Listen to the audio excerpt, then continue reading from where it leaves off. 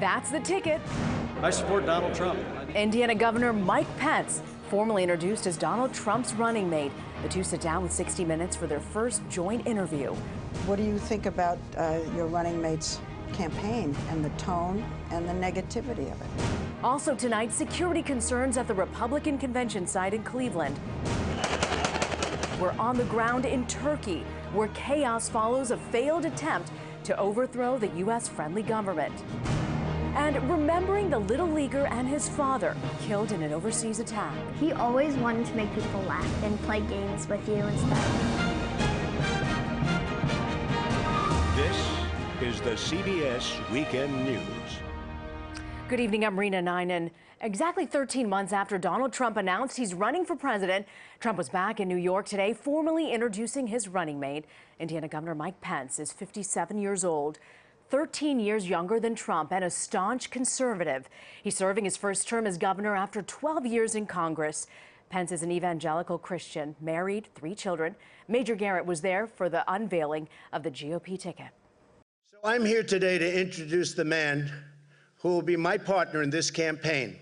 Yes, but Donald Trump took his sweet time to get to Indiana Governor Mike Pence. First came the headlines. The terror attack in Nice, France, that postponed this announcement by a day. We've witnessed horror beyond belief. Then the failed coup in Turkey. It looks like they're resolving the difficulty, but we wish them well. Then a bit on jobs. They've been taken away like we're babies. Taken away. Then Trump used Pence to tee up an attack on Hillary Clinton. Mike Pence is a man of honor, character, and honesty. We know that. Hillary Clinton is the embodiment of corruption. At times, Trump seemed to lose the point of the entire event. We're the law and order party. I said, don't go into Iraq. And I said that Brexit's going to happen. I dominated with the evangelicals. We're going to get rid of that horrible Johnson Amendment. About 8 minutes later, all right. Back to Mike Pence. Trump got back to the task at hand. Governor Pence balanced the budget. Can you imagine a balanced budget?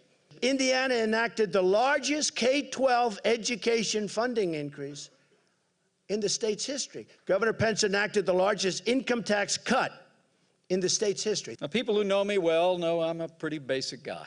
Pence, who endorsed Ted Cruz in Indiana's primary, heaped praise on Trump. Donald Trump understands the frustrations and the hopes of the American people like no leader since Ronald Reagan. We're tired of having politicians in both parties in Washington, D.C. tell us we'll get to those problems tomorrow. And then threw partisan punches. Hillary Clinton must never become president of the United States of America.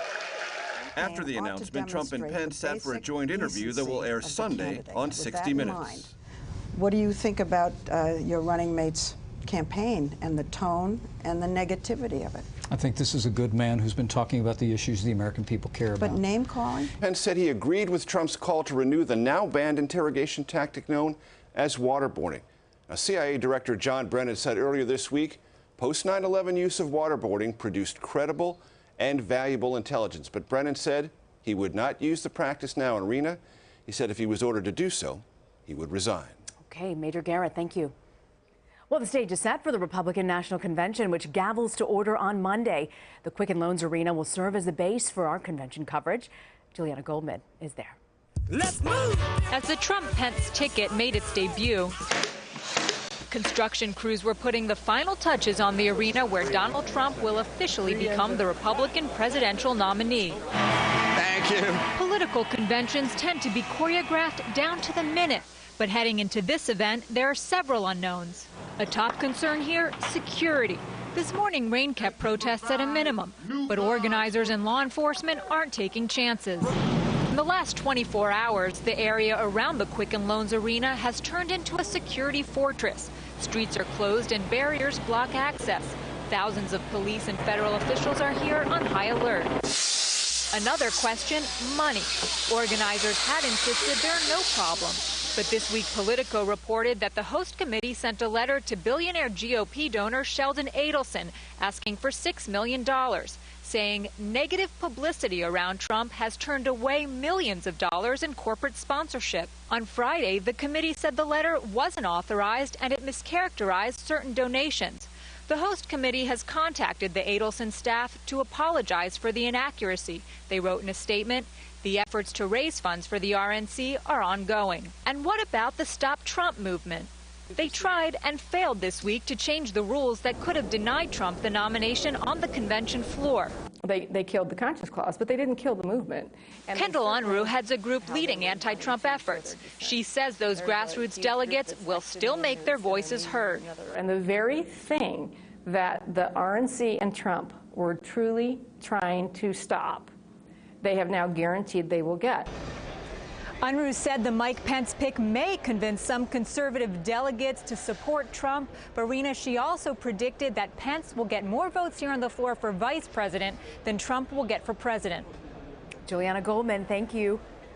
We'll stay with CBS News for in-depth convention coverage. Leslie Stahl's full interview with Donald Trump and Mike Pence airs Sunday night on 60 Minutes. Also Sunday, John Dickerson hosts Face the Nation from the Quicken Loans Arena in Cleveland. His guests include Trump campaign manager Paul Manafort, former House Speaker Newt Gingrich, and Cleveland Police Chief Calvin Williams. Scott Pelley will have a special edition of the CBS Weekend News Sunday evening from Cleveland. Our primetime coverage begins on Monday. There are celebrations in the streets of Turkey tonight after a violent attempt to overthrow the government apparently had failed. More than 260 people were killed in fighting in the cities of Ankara and Istanbul. Thousands have been detained, including military and judiciary officials. Turkish authorities blame the attempted coup on a cleric in the United States. Turkey is a key ally to the United States and NATO partner. Flights have been suspended from a major air base. Holly Williams is in Istanbul. In Taksim Square, Istanbul's symbolic heart, people chanted their support tonight for Turkey's democratically elected government. Less than 24 hours earlier, in the same place, ordinary citizens faced down members of the military trying to seize power. Hamid Joya is a Turkish businessman. I'm ready to die for my country and for my leader. And for this, I am here. For this, I am here. If they can, please come. The failed coup began around 10 p.m. when tanks rolled onto city streets. Military jets flew low over Istanbul and the Turkish capital, Ankara. A bomb rocked the parliament building, and members of the armed forces took control of Turkish state TV, declaring martial law. But then the Turkish president, Recep Tayyip Erdogan, called another Turkish TV station on his cell phone, urging people to take to the streets.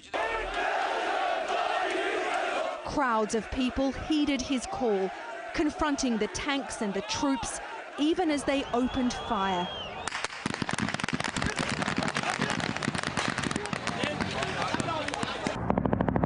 This internet video appears to show a helicopter gunship targeting a crowd of protesters. Shortly after that, the soldiers behind the coup began to surrender, abandoning their tanks and laying down their weapons. This young soldier appeared close to tears as he was lifted from his armored vehicle by a policeman. Early this morning, President Erdogan flew back to Istanbul and promised to punish those who, in his words, turned the people's guns against the people. The irony is that President Erdogan is himself accused of chipping away at people's democratic rights. Rena, this failed coup could provoke another crackdown and more restrictions on personal freedom here in Turkey. All right, Holly Williams on the ground in Turkey. ISIS now claims it influenced the driver of the truck that killed 84 people in Nice, France, and left more than 200 others wounded. Elizabeth Palmer is in Nice, where conflicting accounts are emerging about the truck driver. The city of Nice today reopened the road that Mohamed Boulal had turned into a killing field. But for those blindsided by the tragedy, life may never return to normal. Maicha Najim is one of the volunteers trying to locate presumed victims still missing. People are anxious to help, but this afternoon no one had seen 42-year-old Alja Bouzawit. She'd been watching the fireworks on the beach that night, and her relatives wonder whether in the panic somehow she could have been pushed into the sea. So the family thinks that she may even have drowned. Possible. Well, says Maisha, we can't rule anything out. 2 days after the attack, there are still 16 bodies unidentified. This morning, ISIS claimed credit for Boulal's attack, calling him a soldier of the Caliphate. But though he had a history of violence and petty crime, there were no signs he'd been radicalized. His father in Tunisia told reporters he had a history of mental illness. Boulal lived alone in this apartment, estranged from his wife and kids, having recently lost his job. Police are now combing through his things to determine whether his troubles had finally turned him very recently toward extremist propaganda. For France, reeling from 3 major terrorist attacks in less than 2 years, the idea of unbalanced lone wolves is a nightmare.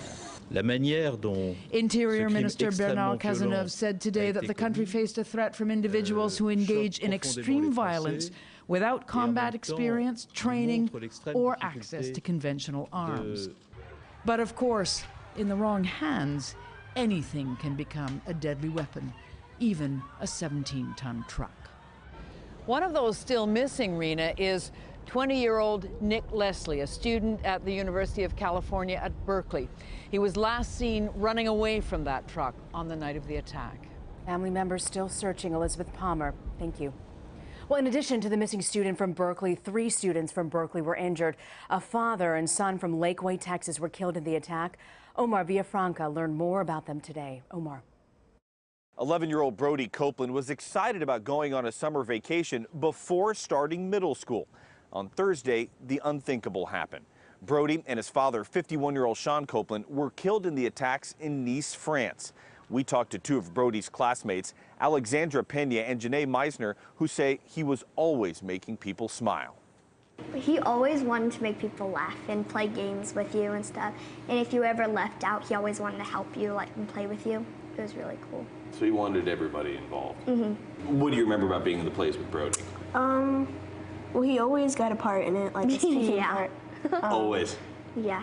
And that's what everybody wants to get, a speaking part. And he always got it. It was funny. Was he just good about being on stage? Yeah. He made it seem like he wasn't on stage at all. The community will remember Brody and Sean tomorrow evening at a candlelight prayer service. Their bodies will be flown back to the U.S. sometime next week. Rena? Omar in Texas. Well, in Fort Worth, Texas, today, police officers and Navy personnel from around the country attended the funeral for Dallas police officer Patrick Zamarripa.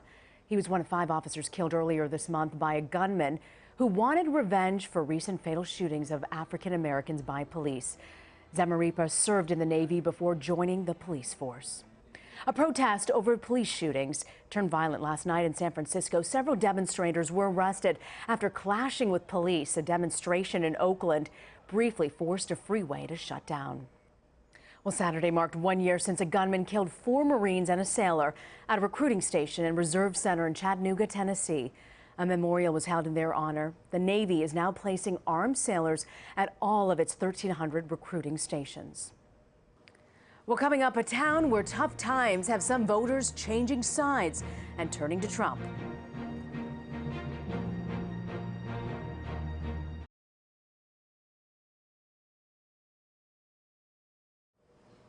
Well, CBS News poll out this week showed Donald Trump 11 points ahead of Hillary Clinton on the question of who would do better on the economy.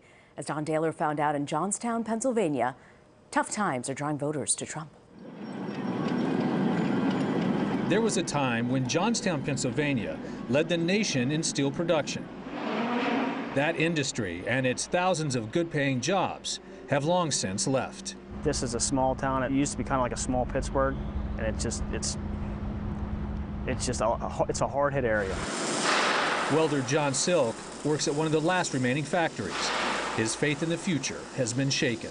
You were a lifelong Democrat. Yes. And you're wearing a Trump shirt. How'd that happen? If he does half of what he says he's going to do, it's a boost in the right direction. You can only go forward with him. You can't go. I don't think you can go backwards. And the short set can't stay the same. You've lost faith with the Democratic Party? Yes, absolutely. Another resident, Peter Ankney, registered Republican for the first time in his life and also plans to vote Trump. We have way too many government regulations. Donald Trump talked about undoing them, getting them out of the way, and letting our local industries do what they do best and just create jobs. But restoring Johnstown's former glory is a tough order. The average income here is less than half the national average, and 34% now live in poverty. Our economy's obviously not recovered from the crisis in 2008, so we got to start worrying about home. I'm going to take care of this place first. Pennsylvania has favored Democrats in every presidential election since 1992. But this year, the ghosts of long-dead industries could have their final revenge. Don Dahler, CBS News, Johnstown, Pennsylvania. Well, still ahead, a medical update for the history books. Was Mary Todd Lincoln's well-known depression due in part to a physical cause?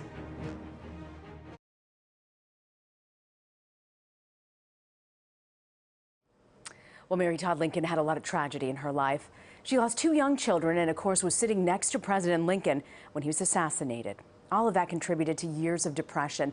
But now medical experts believe that there was a physical cause for her mental struggle. Here's Dr. John LaPook. History has not been kind to Mary Todd Lincoln, wife of our 16th president. She was a tempestuous, unpredictable force, and her son eventually had her committed. Madam President, if you please. Sally Field's 2012 portrayal showed a fierce and sharp-tongued First Lady.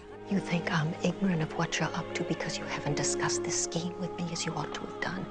When have I ever been so easily bamboozled? This white area here is not her dress, it's her skin. But Dr. John Sotos, a physician and medical historian, says the famously fiery First Lady was not only misunderstood, but misdiagnosed.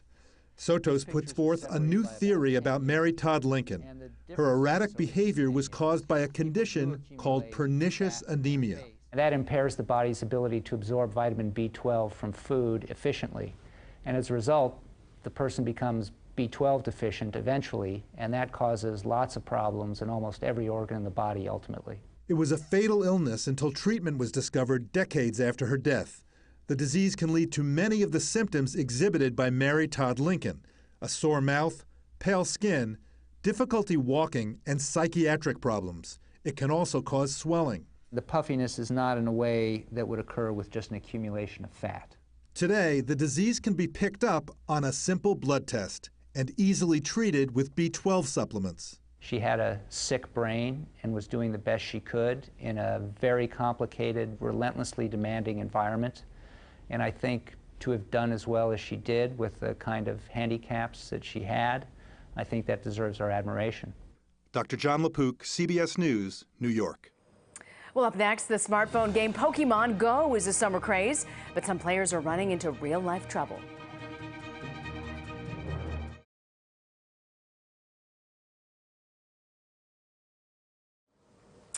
Well, finally tonight, a word of warning to occasionally stop and watch where you're going while playing the game of the summer, Pokemon Go. Here's Carter Evans. In just 2 weeks, Pokemon Go has become the most popular mobile video game ever, with crowds of players eagerly looking for little monsters on their cell phones. Even if it means abandoning their cars in New York City traffic to go chase a Pokemon in Central Park. It's kind of crazy, actually. Pokemon players are pretty easy to spot, staring at their cell phones. The problem is, they're having trouble keeping track of their surroundings. Earlier this week, 2 men chased a Pokemon off a cliff in San Diego. And the game led 15-year-old Autumn Dieseroth across a busy street in Pittsburgh where she was hit by a car. Her advice to players? Just to be careful. Watch where you're going. There's a lure up here, though, I think. This man could have used that suggestion before he walked into a pond in Brooklyn. The game landed Robin Bartholomew in jail after she decided to chase a Pokemon into the Toledo Zoo after hours. We were just like, hey, I got a crazy idea. Let's hop the fence. But rangers in Los Angeles are encouraging players to come to their parks by offering guided Pokemon tours. So you just want people to stay on the trails? Stay on the trails, yes. Stay on the trails and avoid danger that could possibly be out in nature, like rattlesnakes and poison oak and ticks. And all those fun things. All those fun things. Anything it takes to catch them all. Carter Evans, CBS News, Los Angeles. Well, that's the CBS Weekend News for this Saturday. Later on CBS, 48 hours, and a reminder, our coverage of the Republican National Convention kicks off tomorrow morning on Face the Nation. Scott Pelley will have a special edition of the CBS Weekend News from Cleveland tomorrow night. Our primetime coverage begins Monday, and the news always continues on our 24-hour digital network, CBSN, on CBSNews.com. I'm Rena Ninen in New York. Thank you for joining us. Good night.